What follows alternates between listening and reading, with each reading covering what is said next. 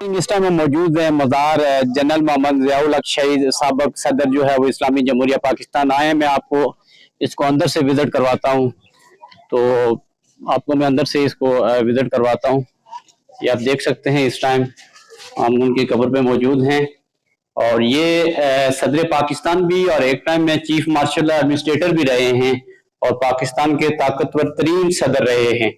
तो नाज़रीन, इस चीज से हमें दो चीजें हमें समझ आती है। पहली चीज तो ये है कि ये जो इंसान की जिंदगी है, इसने कभी जो है वो इंसान के साथ वफा नहीं की है और ये फानी है और इसने इंसान ने एक ना एक दिन जो है वो इस दुनिया को छोड़ के जो है वो चले जाना है।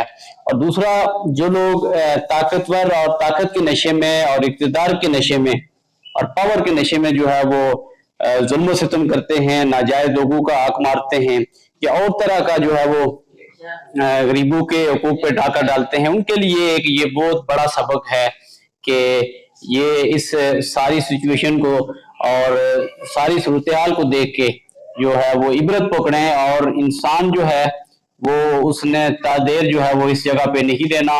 ये दुनिया आर्जी है। अल्लाह ताला जनरल ज़ियाउल हक साहब को इनकी बख्शिश व मग़फ़िरत फरमाए और इनकी जो कब्र है उसको रोशन और कशादा फरमाए। तो नाज़रीन, ये एक तल्ख़ हकीकत है इंसानी जिंदगी की। इंसान इसको माने या ना माने, लेकिन इंसान जो है वो फानी है और उसने एक ना एक दिन जो है वो यहाँ से दुनिया से कूच कर जाना है और जो असल उसका ठिकाना है वो आखिरत का है।